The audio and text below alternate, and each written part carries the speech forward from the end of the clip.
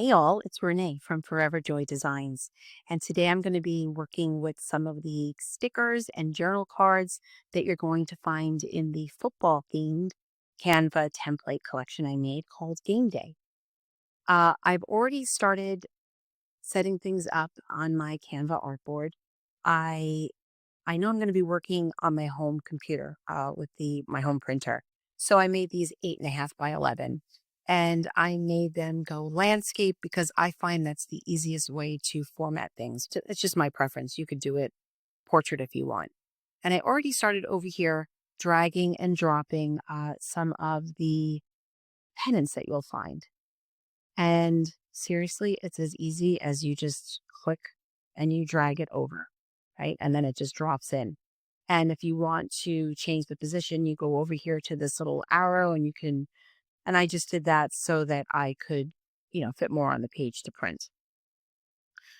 The fun thing about these stickers is I designed them in SVG format so that you can customize them to your team spirit.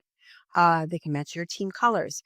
And all you do is you click on it and you'll see right up here, you see these are the colors that are in that piece of artwork. And when you click on it, you just go down to your dialog box and you can change the colors, including the print. Now, let's say you wanted to make this a blank flag and maybe you wanted to put your own stuff on it. Maybe you wanted to write names on it or whatever. You could actually just change that type to match the flag, or you could change that. You can really customize these however you want. Oh, and the other thing I wanted to show you a little shortcut was like, let's say you do change this to a different set of colors and now you want to make everything those colors.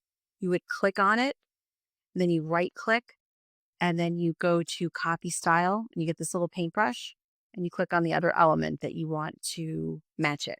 And you do it one at a time for each of these. Unfortunately, in Canva, you can't batch change the SVGs. So you would just go about changing them one at a time. The other thing I wanted to show you was when you bring in the journal cards. Let's do that one next. The journal cards are formatted in square and rectangular size, and I really did them with the proportions of 3 by 3 and 3 by 4. But sometimes, here's a rectangular one.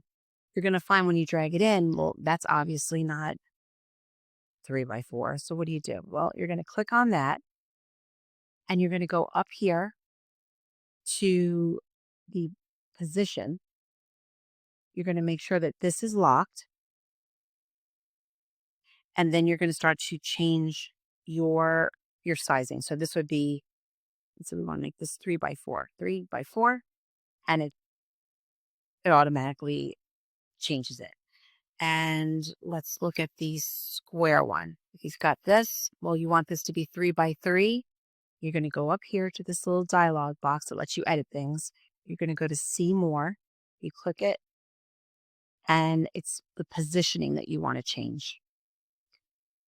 You're going to go here. You can see where it's going to be positioned, but you want to go to the advanced. We're going advanced. You make sure this is locked, and now you can change it to be whatever size you want. So let's say we want it 3 by 3. And what's nice is you can make it any square proportion that you want, and it will just do that automatically. Because I want to print these out and they're white cards, you're going to wonder, all right, well, how am I going to show where the outlines are? Well, once again, when you click on it, this dialog box comes up. This lets you do a stroke around it. So I would click that, go to the solid stroke. Now, obviously, you don't want it to be, that, maybe you do want it that dark, but I wouldn't want it that dark.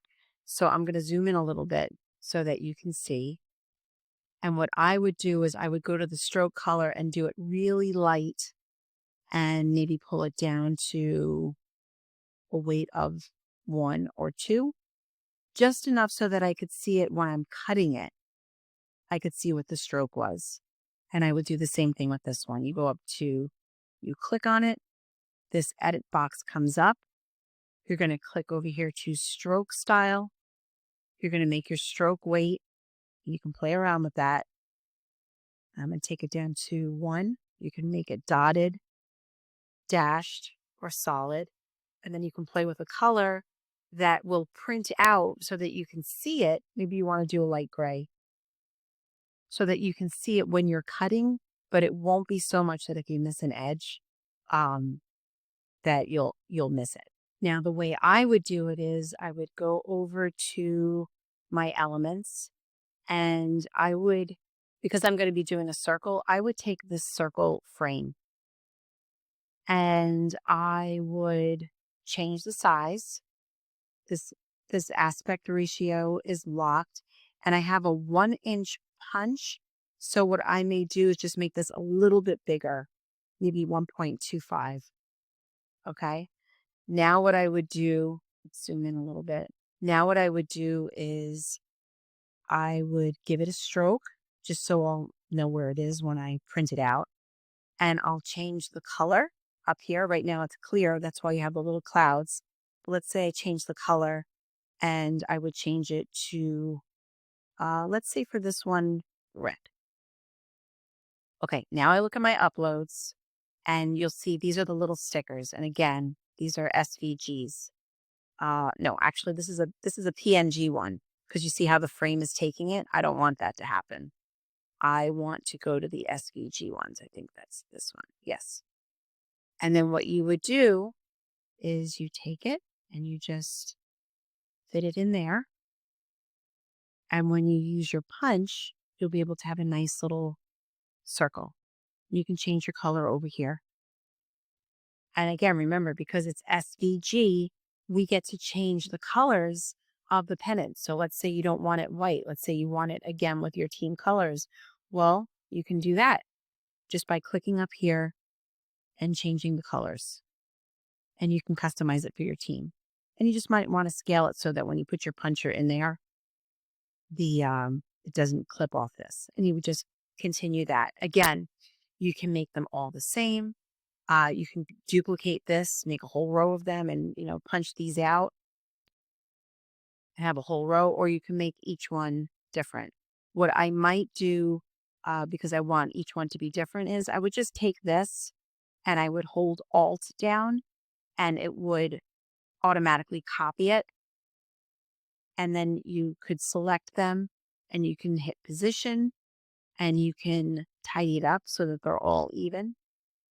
And you can just take that whole thing and hit Alt again while holding down with your mouse, and you could just copy it. And now that gives you a template to fill up however you want. So those are 3 tricks to working with your stickers and pennants and journal cards. And I hope that it helps make things easier with you and helps you have fun with Canva. If you have any questions, please drop them in the comments. I read all of your comments. It always gives me great ideas about tutorials. And I'll see you next time. Bye.